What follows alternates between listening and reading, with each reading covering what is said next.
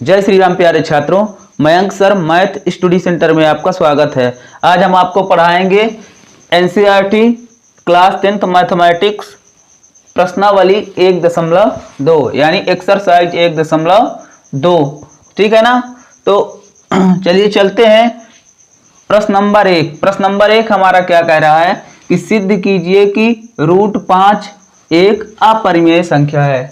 क्या कह रहा है कि सिद्ध कीजिए कि √5 क्या कह रहा है कि √5 क्या है, एक अपरिमेय संख्या है। अब प्यारे छात्रों, हमें ये तो पता है कि √5 एक अपरिमेय संख्या है, पर हमें इसे सिद्ध करना है। ठीक है ना। किसी पर जब आरोप लगता है, जब तक वो सिद्ध नहीं हो जाता है तब तक उसे दोषी करार नहीं दिया जाता है कि इसने गलत काम किया है। ठीक है ना।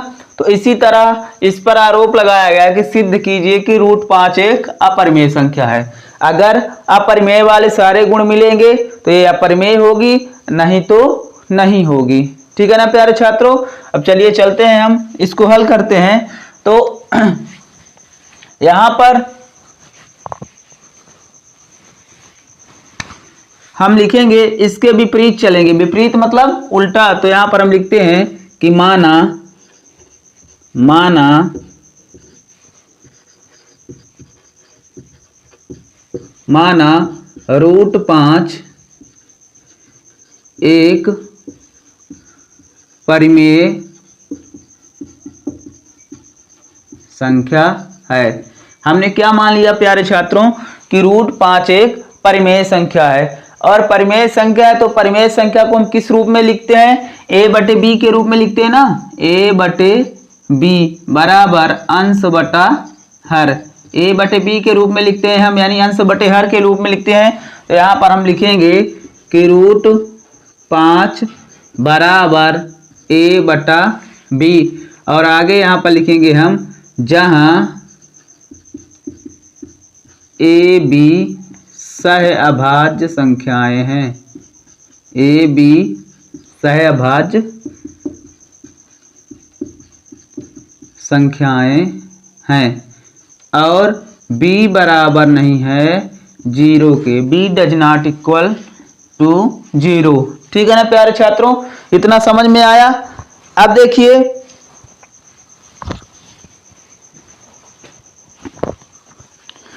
अब यहां पर हम क्या करेंगे, √5 बराबर a/b है तो यहां पर हम करेंगे दोनों पक्षों का वर्ग। तो यहां पर हम करेंगे दोनों पक्षों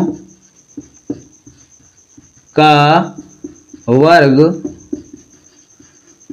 करने पर इस तरह के सवाल हमने किए हैं, जैसे √5 और √2 और √3 इसी तरह से हमने हल किए हैं। जब दोनों पक्षों का वर्ग करेंगे प्यारे छात्रों, यानी पहला पक्ष √5 है तो √5 का वर्ग कर दीजिए आप, तो √5 का वर्ग बराबर दूसरा पक्ष हमारा क्या है, a/b, तो दोनों का वर्ग कर दीजिए a/b का वर्ग। तो √5 का वर्ग, अब हमने क्या बताया था कि अगर वर्ग है तो वर्ग से वर्गमूल कैंसिल हो जाता है, ये वाला इससे कैंसिल हो जाएगा। ठीक है ना। तो यानी ये 2 है तो 2 से ये रूट कैंसिल, तो यहाँ पर कितना बच जाएगा, 5 बराबर a² बटा b²। इतना समझ में आया प्यारे छात्रों। तो यहाँ पर हम लिख देंगे, इसको मान लेंगे। अब देखिए यहाँ पर हमारा क्या हो गया, 5 बराबर a² b²। अब चलिए थोड़ा सा आगे चलते हैं। अब इधर प्यारे छात्रों a² b², इसको हम लिख सकते हैं ना 5/1। ठीक है ना। तो 5/1 हम इसको लिख सकते हैं। तो यहाँ पर इनका क्या होगा, तिरछा गुणा यानी क्रॉस मल्टीप्लिकेशन, तिर्यक गुणा होगा। तो 5 का b² में होगा, a² का इधर होगा। समझ में आया ना। तो यहाँ पर हम गुणा करते हैं इनका, तो ये हो जाएगा हमारा 5b² बराबर a²। इतना समझ में आया प्यारे छात्रों। अब देखिए यहाँ पर ये 5 काहे में है, b के गुणे में है, तो उधर काहे में जाएगा, a के भाग में। इधर देखिए ये 5 काहे में है, गुणे में है ना प्यारे छात्रों। तो इधर उस पार जाएगा यानी राइट साइड में जाएगा तो कहाँ में जाएगा, तो आप बोलोगे सर जी भाग में जाएगा। गुणे में है तो कहाँ जाएगा, भाग में। इतना समझ में आया। तो यहां पर देखिए हम ले जा रहे हैं इसको भाग में ले जा रहे हैं। तो देखिए प्यारे छात्रों बी स्क्वायर बराबर ये हो जाएगा ए स्क्वायर बटा 5। ठीक है ना, क्या हो गया, बी स्क्वायर बराबर ए स्क्वायर बटा 5। इसको हम क्या मान लेंगे, नंबर 1 समीकरण। इतना समझ में आया प्यारे छात्रों, नंबर 1 समीकरण। अब देखिए यहां पर 5 काहे में है, ए स्क्वायर के गुणे में मतलब ए स्क्वायर के भाग में है, ए स्क्वायर बटा 5 है। तो इससे यह सिद्ध होता है कि ए स्क्वायर 5 से विभाजित है। ठीक है ना, कोई संख्या जैसे मान लीजिए यहां पर हम लिखते हैं 25 बटा 5, तो 5 पचम 25 हम ये मानेंगे कि ये 25 5 से विभाजित है ना। ठीक है ना, तो यहां पर हम लिखेंगे चूंकि ए स्क्वायर 5 से विभाजित है इसलिए ए भी 5 से विभाजित होगा, इसलिए ए भी 5 से विभाजित होगा। प्यारे छात्रों समझ में आया ना, ए स्क्वायर 5 से विभाजित है इसलिए ए भी 5 से विभाजित होगा। कहने का मतलब किसी संख्या का वर्ग उस संख्या से अगर विभाजित है, ठीक है ना, यानी 3 त्रिकाई 9 बटा 3, तो 3 से 3 कट रहा है ना, 3 त्रिकाई 9। तो अगर ये वर्ग किसी संख्या का वर्ग उस संख्या से विभाजित है तो जो संख्या होगी उसी से विभाजित होगी। जैसे यहाँ पर घटा देते हैं तो 3 से 3 कट जाएगा। ठीक है ना, समझ में आया। इसको मान लिया हमने एक समीकरण। ठीक है, नंबर 1 समीकरण। अब प्यारे छात्रों थोड़ा सा हम यहाँ पर जान लेते हैं। हालांकि पिछली वीडियो में हमने बताया था आपको कि जहां ए बी सह अभाज्य संख्याएं हैं, तो सह अभाज्य संख्या का मतलब क्या होता है, जिनका HCF क्या हो, जिनका HCF 1 आए, यानी कॉमन फैक्टर कितना आना चाहिए, 1 आना चाहिए। या सिंपल सी बात कि ऐसी संख्याएं, ठीक है ना, ऐसी संख्याएं जो केवल 1 से विभाजित हो। किससे विभाजित हो, 1 से विभाजित हो। ठीक है ना, ओनली 1 से विभाजित डिवाइड होना चाहिए। जैसे कि मान लीजिए यहां पर हम लिख रहे हैं 4 बटा 3, तो 4 बटा 3 में किससे कटेगी संख्याएं, तो हम बोलेंगे कि 1 से कटेगी। क्या है कि 1 चौको 4, 1 तिक्के 3, तो ये हमारी क्या कहलाएंगी, 4 बटा 3 सह अभाज्य संख्या कहलाएगी, सह अभाज्य संख्या। प्यारे छात्रों अगर इसी के स्थान पर 4 बट्टा 6 है, तो 4 बट्टा 6 का मतलब कि ये किससे भी कटेगा, 2 संख्याओं से कटेगा ना, 1 से भी कटेगा, 1 चौको 4, 1 छक्के 6, और 2 से भी कटेगा, यानी 2 से जब कटेगा तो 2 दूना 4, 2 तिहाई 6, यानी 4 बटे 6 सह अभाज्य संख्या नहीं है। इतना आपको क्लियरली समझ में आना चाहिए। ठीक है ना, आगे हमारा सह अभाज्य संख्या का बहुत रोल होगा। ठीक, चलिए चलते हैं अब हम आगे।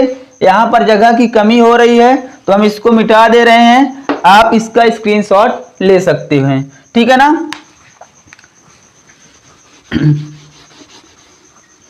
वीडियो पर बने रहिएगा प्यारे छात्रों, और वीडियो को लास्ट तक देखिएगा।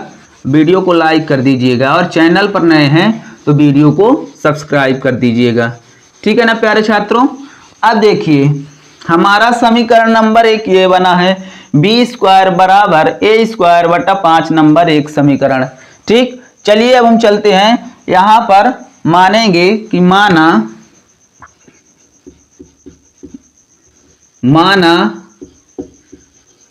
कोई पूर्णांक, अब देखिए प्यारे छात्रों, माना कोई पूर्णांक हम मान रहे हैं a बराबर 5c। अब प्यारे छात्रों 5c हम क्या मान रहे हैं, a का मान 5c हम क्यों मान रहे हैं, तो यहां पर क्या दिया गया है, a स्क्वायर दिया गया है ना प्यारे छात्रों, तो 5c क्यों मान रहे हैं हम, थोड़ा सा ये भी देख लीजिए आप।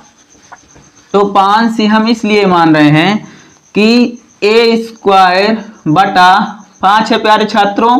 अब ए की जगह पर कोई पांचे की संख्या होगी, यानी 5 के पहाड़े वाली, जो 5 के पहाड़े वाली, जैसे कहने का मतलब कि 5 का 5, 5 दूनी 10, 5 3 15, 5 चौवा 20, यानी इस तरह की संख्याएं होंगी, तब न जा करके ये 5 से डिवाइड होगी, विभाजित होगी। तो यहाँ पर मान लीजिए हम 5 रखते हैं, 5 बटा 5, तो 5 एक कम 5, और सी की जगह पर कोई भी संख्याएं हो सकती है हमारे, जैसे 5 गुणे 1, 5 गुणे 2, 5 गुणे 3। तो इतना समझ में आया प्यारे छात्रों। हम 5c क्यों ले रहे हैं, क्योंकि हमें 5 से 5 को डिवाइड करना है ना, इसलिए हम 5c ले रहे हैं, ठीक है ना। अब देखिए, तो माना कोई पूर्णांक a बराबर 5c है, ठीक है ना। यहां पर लिखेंगे हम a का मान समीकरण 1 में रखने पर, बहुत ही अच्छे तरीके से बता रहे हैं, जीवन में कभी भी आपको ये सवाल नहीं भूलेगा, ठीक है ना। तो a का मान समीकरण 1 में रखने पर, अब प्यारे छात्रों समीकरण हमारा 1 क्या है, तो हम पहले उसको उतार लेते हैं। तो b स्क्वायर बराबर a स्क्वायर बटा 5। तो यहाँ पर क्या है प्यारे छात्रों, b स्क्वायर है, यहाँ a स्क्वायर है, तो a की जगह पर हम क्या रखेंगे, 5c रखेंगे। a का मान क्या दिया गया, 5c ना, तो यहाँ पर हम रख रहे हैं 5c, स्क्वायर लगाए तो स्क्वायर लगा रहे हैं, बट्टे में 5 है तो 5 कर दे रहे हैं, ठीक है ना प्यारे छात्रों। तो ये हो गया हमारा b स्क्वायर बराबर 5 पचम 25, c स्क्वायर बट्टे में 5। इतना समझ में आया प्यारे छात्रों, है ना। तो 5 एकम 5, 5 पचम 25, तो ये आ गया प्यारे छात्रों b स्क्वायर बराबर 5c स्क्वायर, ठीक है ना। अब देखिए b स्क्वायर बराबर 5c स्क्वायर, यहाँ पर प्यारे छात्रों आपको क्या नजर आ रहा है, नजर ये आ रहा होगा कि c स्क्वायर के साथ 5 भी है, यानी 5 क्या है, c स्क्वायर के गुणे में है। तो जब c स्क्वायर को हम इधर लाएंगे, राइट साइड से लेफ्ट साइड में, यानी दाएं पक्ष से बाएं पक्ष में लाएंगे, तो ये काहे में है, गुणे में है, तो इधर काहे में आ जाएगा, भाग में आ जाएगा, ठीक है ना। तो यहां पर हम कर रहे हैं c स्क्वायर बराबर b स्क्वायर बट्टे में 5, ये हमारा हो जाएगा नंबर 2 समीकरण, ठीक है ना। इतना समझ में आया आपको, ये हो गया हमारा नंबर 2 समीकरण, ठीक। फिर वही कंडीशन हम लिखेंगे, क्या लिखेंगे, तो यहां पर लिख दे रहे हैं कि चूंकि b स्क्वायर 5 से विभाजित है, b स्क्वायर 5 से विभाजित है, इसलिए b भी 5 से विभाजित होगा। हाँ प्यारे छात्रों, इतना काम हो गया, हमें मिल गया समीकरण 1 मिल गया, समीकरण 2 मिल गया, ठीक है ना। अब आप इसका स्क्रीनशॉट ले सकते हैं, क्योंकि हम इसको मिटाने वाले हैं और थोड़ा सा आगे बताते हैं, इसमें थोड़ा सा हिंदी लिखना पड़ता है, ठीक है ना। तो चलिए चलते हैं आगे सवाल पे, इसको हम मिटा दे रहे हैं यहाँ पर। तो यहाँ पर हम लिखेंगे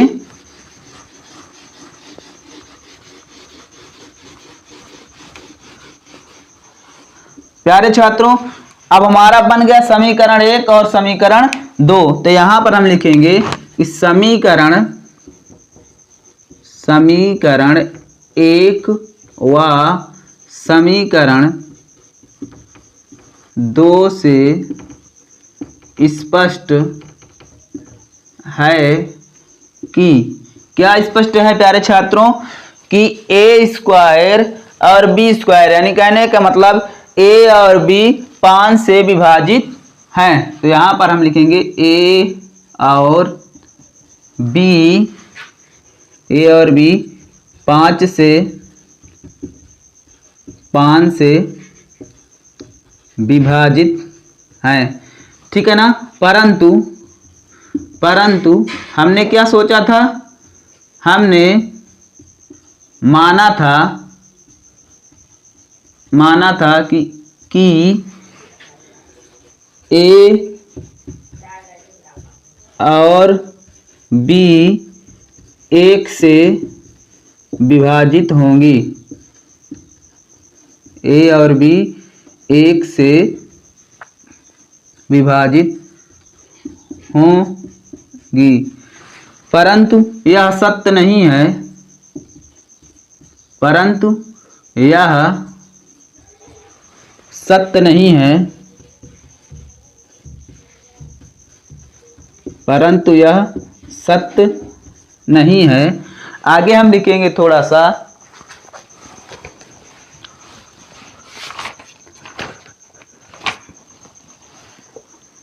ठीक है ना प्यारे छात्रों। आगे हम लिखेंगे कि परंतु यह सत्य नहीं है,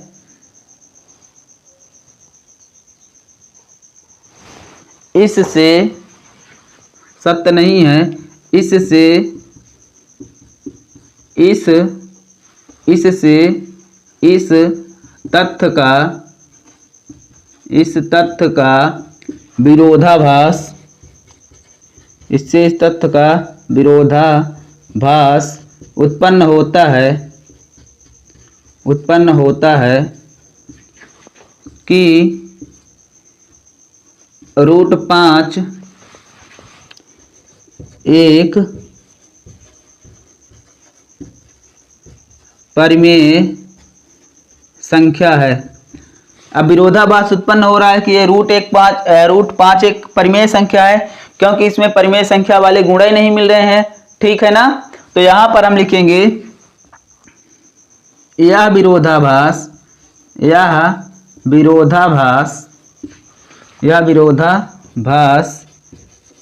हमारी गलत कल्पना के कारण हुआ है, हमारी गलत कल्पना के कारण हुआ है।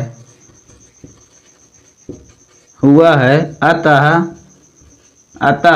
√5 एक अपरिमेय संख्या है। प्यारे छात्रों, इतना हमें हिंदी लिखना पड़ेगा, ठीक है ना। इसको हम फिर क्या लिख देंगे, प्रूव्ड दैट, यानी कि सिद्ध हुआ, ठीक है ना। तो ये सवाल समझ में आया होगा। अब हम चलते हैं प्रश्न नंबर 2 पर। वीडियो पर बने रहिएगा और अगर चैनल पर नए हैं तो सब्सक्राइब कर दीजिएगा। प्रश्नावली का कि सिद्ध कीजिए कि 3 + 2 √5, 3 + 2 √5 एक अपरिमेय संख्या है। प्यारे छात्रों, क्या दिया गया, 3 + 2 √5 एक अपरिमेय संख्या है। तो ठीक है, हम इसको हल कर रहे हैं, तो वही विपरीत मानेंगे हम। तो यहां पर मानेंगे कि माना 3 + 2 √5 एक क्या मानेंगे, अपरिमेय है, तो क्या मान लेंगे, परिमेय संख्या है। प्यारे छात्रों, तो अब देखिए, तो ये हो जाएगा हमारा 3 + 2 √5 बराबर a/b। परिमेय संख्या तो हम इसे a/b के रूप में लिखते हैं ना। अब देखिए, यहाँ पर 3 हमारा इधर प्लस में है, उधर जाएगा तो काहे में हो जाएगा, तो आप बोलोगे सर जी प्लस में है तो माइनस में, यानी धनात्मक संख्या है, तो दूसरे पक्ष में लेफ्ट से राइट साइड आ रही तो क्या हो जाएगी, ऋणात्मक हो जाएगी। तो प्यारे छात्रों, यहाँ पर हम लिख रहे हैं 2 √5 बराबर a/b -3, ठीक है ना प्यारे छात्रों। यहाँ पर 3 है तो हम इसको लिख सकते हैं 3/1। समझ में आया, ठीक। अब देखिए, इधर एक कंडीशन और आपको दिख रही है कि जो 2 है √5 के काहे में है, तो आप बोलोगे सर जी गुणे में है, ठीक है ना, गुणे में है, तो इधर काहे में आएगी, भाग में आएगी, तो ये हो जाएगा हमारा √5 बराबर, अब देखिए प्यारे छात्रों a-3, ठीक है ना।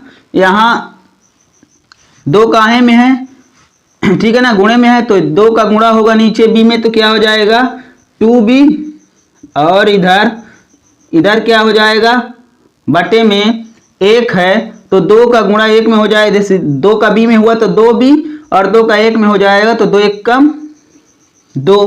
ठीक है ना, तो यहां पर हम क्या लिखेंगे a बटा 2b माइनस 3/2, तो यहां पर हम लिखेंगे a b 2 और 3। ठीक है ना, यहां हम थोड़ा सा हिंदी लिखेंगे,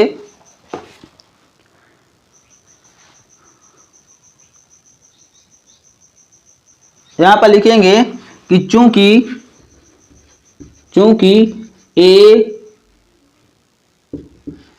ए बी हो गया 3 और 2 भी लिख सकते हैं हम, ए बी 2 और 3 सहअभाज्य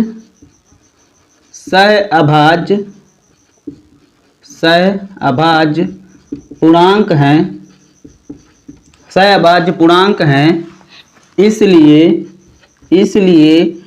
a बटा 2b माइनस 3/2 एक परिमेय संख्या है, एक परिमेय संख्या है।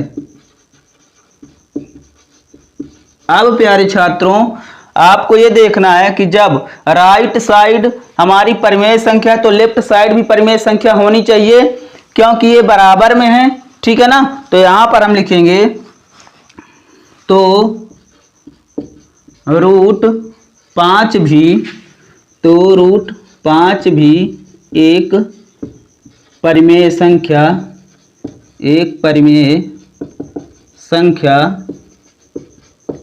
होगी। अब रूट 5 भी एक परिमेय संख्या होगी, क्योंकि लेकिन इस तथ्य का विरोधाभास उत्पन्न हो रहा है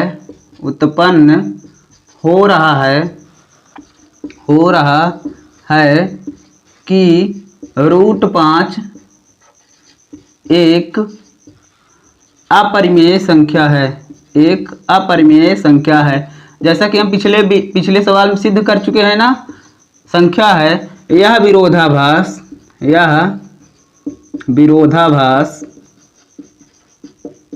हमारी गलत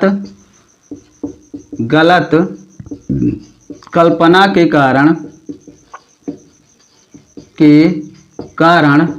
हुआ है।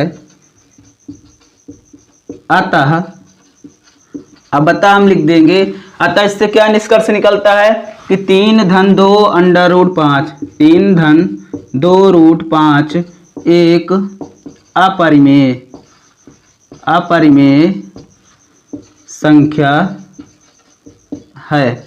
प्यारे छात्रों लिख देना है प्रूव्ड दैट, या कि इति सिद्धम।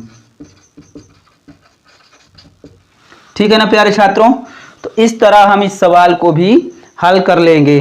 तो ठीक है ना, तो ये भी सवाल आपको समझ में आया होगा। अब हम ठीक है ना, तो प्यारे छात्रों ये सवाल भी आपको समझ में आया होगा। अब आप इस वीडियो को लाइक कर दीजिएगा, और अगर चैनल पे हैं तो सब्सक्राइब कर दीजिएगा, और इस वीडियो को ज़्यादा से ज़्यादा शेयर करिए और अपने सर का सपोर्ट करिए। ठीक है ना, तो thanks for watching my YouTube channel. धन्यवाद।